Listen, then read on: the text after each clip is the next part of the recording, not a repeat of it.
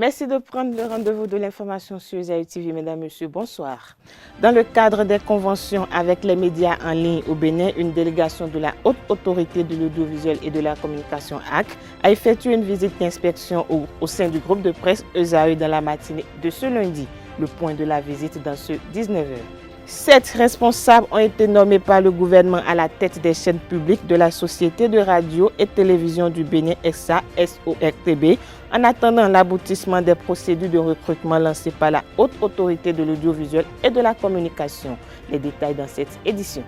Hors de nos frontières, les 4 auteurs présumés de l'attaque d'une salle de concert près de Moscou qui a fait 137 morts selon le bilan provisoire communiqué par le comité d'enquête de la Fédération de Russie ont été placés ce dimanche 24 mars en détention provisoire après leur comparution devant un tribunal de la capitale. Nous y reviendrons. L'École supérieure d'administration, d'économie, de journalisme et des métiers de l'audiovisuel ESAE offre de nouveaux challenges pour l'année universitaire 2023-2024. Étudiantes et étudiants, parents d'élèves nouveaux bacheliers, ESAE, c'est la garantie d'une formation de qualité à des conditions très avantageuses. À Gbedjromede, à Kpakpa, à Boumekalavi et Parakou, inscrivez-vous en administration générale, administration du travail et de la sécurité sociale, trésor et finances publiques, impôts, diplomatie et relations internationales, journalisme et métiers de l'audiovisuel, gestion des marchés publics, planification et développement local, sciences économiques, sciences juridiques et toutes les filières des sciences de gestion. ESAE vous offre des bourses, demi-bourses et de réductions pour les premières inscriptions dans toutes ces filières. Waouh! En licence 1, 2 et 3 et en master, bénéficiez jusqu'à 50% de réduction sur tous nos sites. N'est-ce pas génial? Infoline. ESAE Gbedjromede, 3e rue à droite en quittant le carrefour Le Jador pour la BIBE Jéricho ou au plus 229 90 93 65 21 98 98 14 00 à Kpakpa au plus 229 52 88 33 33 à Boumekalavi au plus 229 52 88 44 44 Parakou au plus 229 52 46 12 12. ESAE, l'excellence à un nom.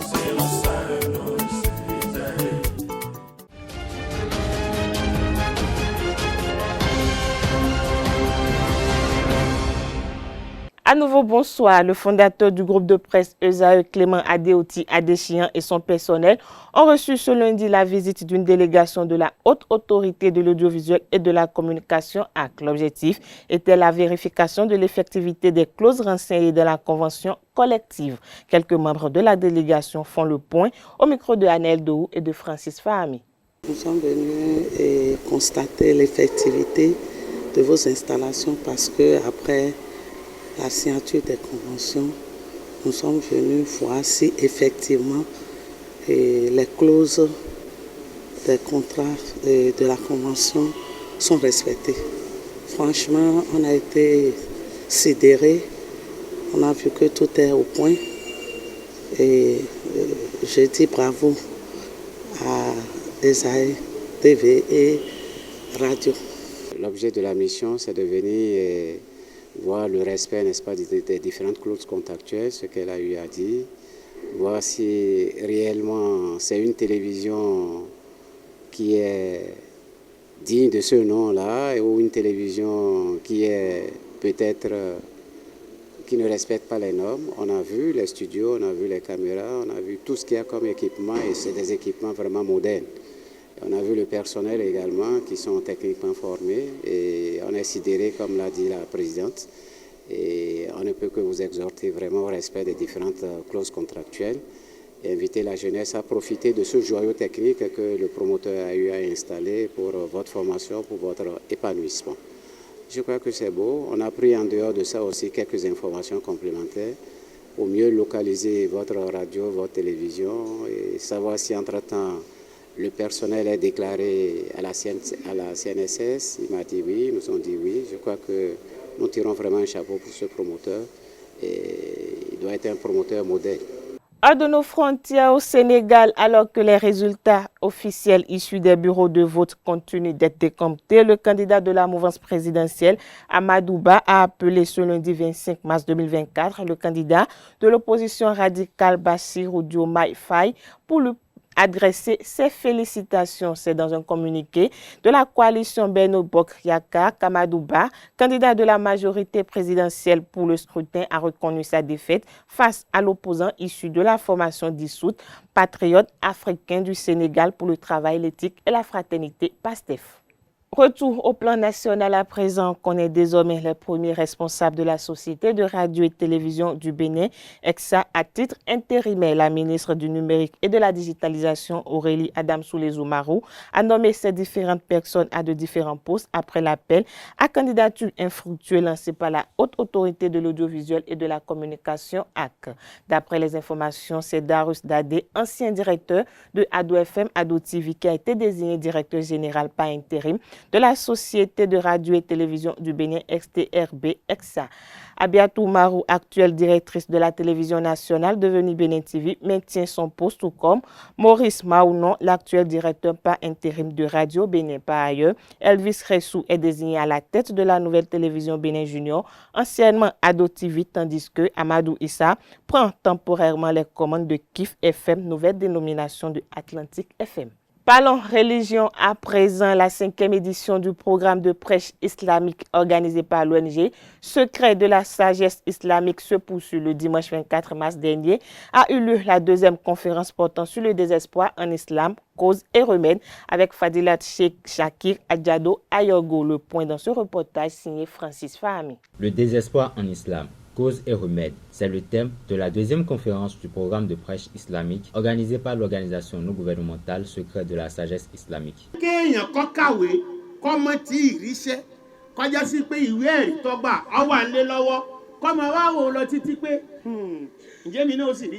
Nous avons été vraiment édifiés par rapport à tout ce qu'il nous a dit et nous sommes satisfaits du thème, puisque l'ONG Secret de la sagesse islamique vise à résoudre beaucoup de problèmes dans la société. Des moments que l'Assemblée présente à cette conférence n'a pas manqué d'apprécier. Et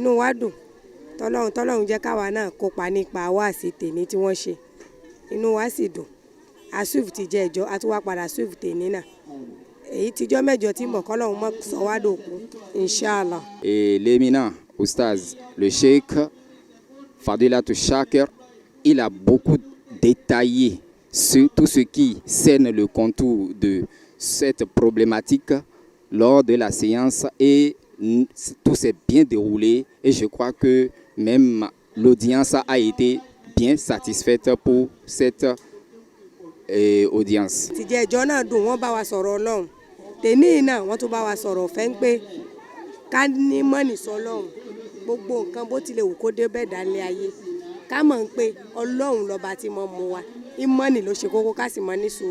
Oustaz Koudjou Hachimi pour la première conférence, puis Fadilat Cheikh Adjado Shakiro pour la 2e. Des conférenciers choisis avec soin par les organisateurs. Avant que quelqu'un ne puisse faire le devoir comme cela se doit, il faut vraiment qu'il ait les bagages intellectuels nécessaires pour pouvoir accomplir cette mission-là. Donc nous faisons nos recherches dans les coulisses et nous essayons de voir les prêches, comment ceux-là ont l'habitude de prêcher. Est-ce qu'ils arrivent à retenir l'attention des interlocuteurs? Le rendez-vous est ainsi donné pour le dimanche 31 mars avec Fadilat Cheikh Soli sur le thème contenir ses désirs et ses caprices. Toujours dans le même registre, la 7e édition Grand Prix du Dr Abdourahmane Al-Soumaï pour la mémorisation du Coran s'est achevée ce dimanche 24 mars 2024 dans les locaux de l'Organisation internationale d'Aïret et de Bénin. Initiatrice de la dite compétition, de nombreux lots et récompenses ont été distribués pour l'occasion. Le reportage avec notre reporter Anaël Dou.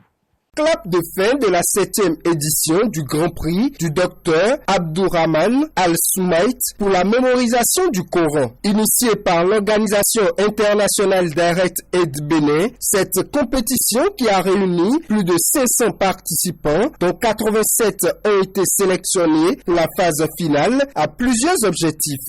Ce concours a pour objectif de préparer la jeunesse musulmane avec de très bon caractère et les motiver à mémoriser le livre saint. Chers invités, il a été clair de l'expérience de Direct Aid à travers l'organisation de ce concours, que ce rendez-vous annuel nous permettait de découvrir les talents de nos enfants. Il n'est caché à personne que la compétition coranique est un domaine très honoré qui est le plus à même à nous rapprocher d'Allah. Pour cette 7e édition, Mikaïla Yahya est l'heureux gagnant dans la catégorie mémorisation complète du noble Coran. Je remercie Allah subhanahu wa ta'ala qui m'a honoré et qui m'a donné cette place, qui m'a donné cette première place. Ça fait 4e fois que je viens, que je participe à ce concours. Ma première fois, je ne suis pas parmi les gagnants. La deuxième fois, non plus. La troisième fois aussi, non plus. Mais c'est à partir de l'année passée, je suis venu avec Nisful Quran, la moitié du Coran al-Karim, et Dieu m'a donné la première place. Et alhamdulillah, cette année aussi, Dieu m'a donné la première place. Ça n'a pas été facile, car c'était trop serré. Cette initiative salvatrice est à pérenniser car elle joue un rôle de préservation. Allah subhanahu wa ta'ala, exalté soit-il, a mis des dispositifs pour la préservation et la conservation du noble Coran jusqu'à la fin des temps. Alors, parmi ces méthodes-là de pouvoir préserver le Coran contre toute tentative de changement ou de falsification, fait partie la mémorisation du noble Coran par cœur. C'est pourquoi vous voyez dans la communauté musulmane tout entière, à travers le monde entier, il y a toujours des gens qui s'occupent du noble Coran, qui mènent leur vie exclusivement pour la sauvegarde du noble Coran. Et les prix que les gagnants sont en train de prendre, ils sont en train de gagner là, c'est encore une autre manière d'encouragement. C'est une manière d'encouragement pour ceux-là qui n'ont pas eu la chance cette année de gagner. Ils s'encouragent et ils se battent, ils se préparent en conséquence pour les compétitions à venir, pour que vraiment un jour eux-mêmes ils soient parmi les heureux gagnants. Par cette compétition, Direct Aid Bénin apporte sa contribution dans cette initiative mondiale de la pérennisation du noble Coran.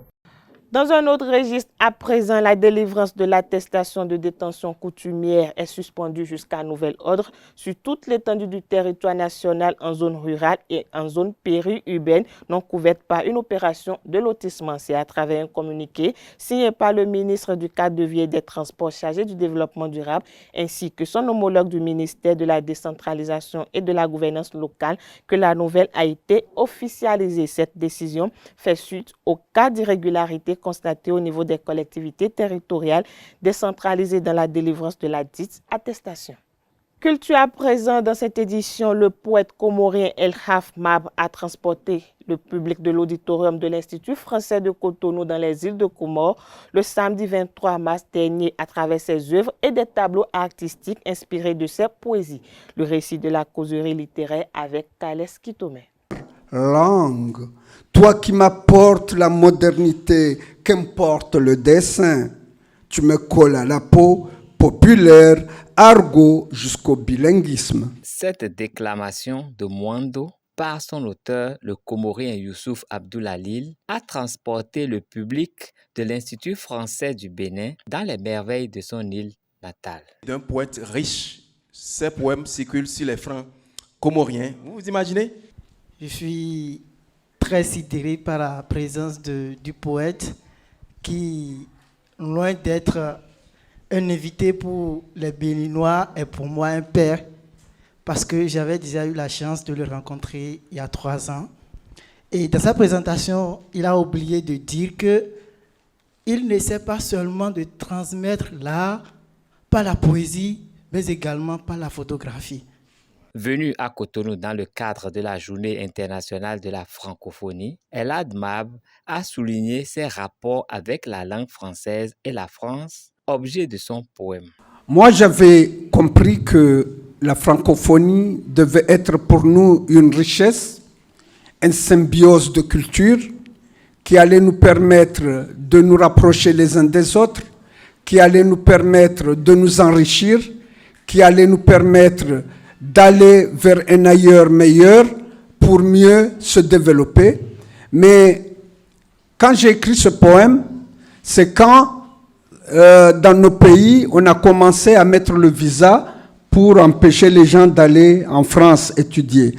Alors qu'on croyait qu'en apprenant la langue française, on allait étudier en France pour mieux ajouter un plus à notre connaissance, d'autant plus que c'est pour bon nombre de nos pays le cordon ombilical qui nous unit après les indépendances. L'instant d'un après-midi, le public de l'Institut français de Cotonou a baigné dans les îles des Comores à travers l'envolée poétique orchestrée par Elad Mab.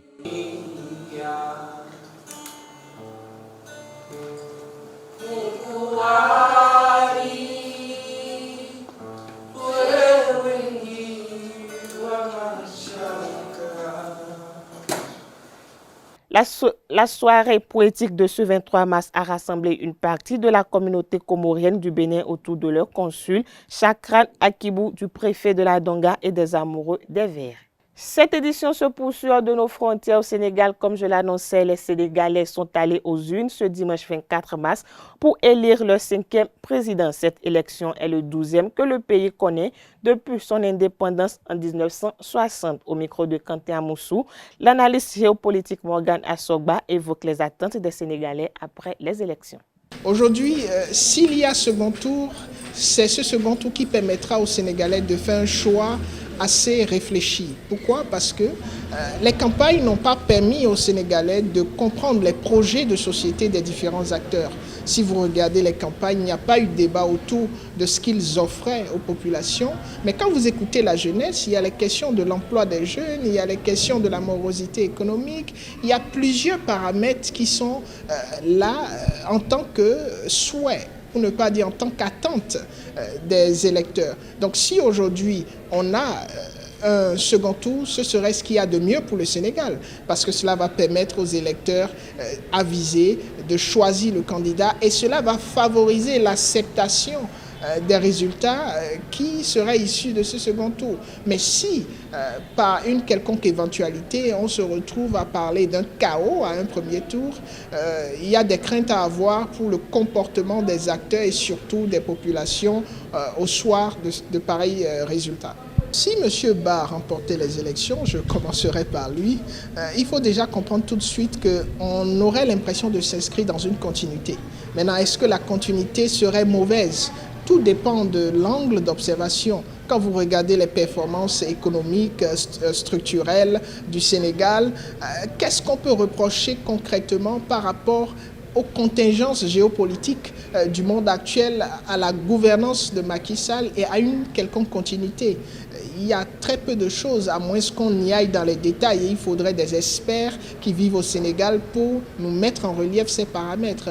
Mais quand vous prenez Diomaye Faye, déjà, il faut savoir que ceux qui votent pour Diomaye Faye ne votent pas forcément pour Diomaye Faye, mais ce sont des gens qui sont acquis à la cause de Sonko, qui font confiance à Sonko, qui a une expérience déjà même par rapport à la gestion d'une mairie, Ziguinchor. On parle de Ziguinchor, il est toujours le maire de Ziguinchor et il a un capital politique assez impressionnant dont bénéficie Diomaye Faye. Donc la gestion de Diomaye Faye ici n'est pas aussi évidente, même si on a Sonko qui est derrière, qui reste son parrain. C'est Diomaye Faye qui sera président, c'est pas Sonko, et beaucoup de choses peuvent se passer. Il ne sera pas tenu de prendre les instructions de Sonko parce qu'il serait président et il aura à faire face à un panorama d'opportunités, de négociations et d'acteurs aussi bien internes qu'externes qui pourront changer son comportement. Donc, il n'y a pas grande chose auquel on devrait pouvoir s'attendre. Et ce serait difficile pour Diomaye Faye de combler directement les attentes, même de la jeunesse. Parce que quand vous parlez de la résolution des questions de l'emploi des jeunes, cela nécessite beaucoup plus qu'une volonté. il faut des investisseurs, il faut la création des entreprises pour pouvoir avoir des emplois. Et est-ce qu'aujourd'hui, le candidat Diomaye Faye a tout le carnet d'adresses qu'il faut pour mobiliser les investisseurs, pour mobiliser les bailleurs de fonds afin de pouvoir satisfaire cela? C'est tout un débat. Donc c'est très difficile aujourd'hui de dire qu'on pourrait s'attendre à beaucoup de choses de Diomaye Faye, ce qui n'est pas le cas. Actuellement, la jeunesse, en allant, en penchant de son côté, espère qu'il va résoudre les problèmes et donc on pourrait assister à une grosse désillusion à un moment donné. Mais avec Amadou Ba, on sait quand même qu'il y a un ensemble de dispositifs d'investisseurs, de relationnels qui existent déjà et il y a une possibilité d'avoir un certain nombre de résultats dans le sens de la continuité. Mais ce que décrit les populations, c'est bel et bien le système et sa capacité à faire profiter du peuple les retours, les retombées de tout ce qu'il y a comme investissement au niveau des populations manquent, disons, à la liste d'appels. Donc voilà un peu ce qu'on pourrait attendre, que ce soit de Diomaye Faye ou d'Amadou Ba comme président, mais beaucoup plus simple dans une certaine mesure du côté d'Amadou Ba, même si les populations risquent de continuer d'être mises à part ou mises de côté, mais assez difficile de parler de retombées efficaces au niveau de Diomaye Faye parce que rien ne garantit le fait qu'il puisse aller dans le sens des attentes de la jeunesse et des populations. Au Tchad, à présent, on connaît désormais la liste définitive des candidats à l'élection présidentielle du 6 mai prochain. Le Conseil constitutionnel a annoncé sa décision ce dimanche 24 mars 2024. Sur les 20 dossiers de candidature déposés, 10 ont été rejetés et 10 autres validés, dont ceux du président de transition, du Premier ministre ou encore de l'ancien Premier ministre. L'annonce a fait des déçus dans une salle pleine à craquer devant une bonne partie du gouvernement et du Conseil national de transition. 10 candidats ont vu leur dossier rejeté par le Conseil constitutionnel présidé par Maître Jean-Bernard Padaré. La plupart des candidats ont été rejetés pour des pièces d'état civil non conformes qui n'ont pas permis au Conseil d'attester qu'ils remplissaient les critères d'éligibilité. En Russie, 2 jours et demi après l'attaque qui a fait au moins 137 morts contre la salle de concert Le Crocus dans la banlieue de Moscou, 4 auteurs présumés de cette attaque qui a traumatisé toute la Russie ont été placés dimanche 24 mars en détention provisoire après leur comparution devant un tribunal de la capitale. Ces 4 hommes risquent pour l'heure la réclusion à perpétuité pour terrorisme, même si des députés aujourd'hui en Russie demandent la levée du moratoire sur la peine de mort. La responsabilité de ce groupe, elle, n'a toujours pas été évoquée par les autorités. Elle cite toujours une responsabilité ukrainienne. Seule communication du pouvoir ce dimanche, le Kremlin a fait savoir que Vladimir Poutine a allumé un siège à la chapelle de sa résidence près de Moscou. C'est la fin de cette édition. Merci pour votre attention. Agréable soirée à tous.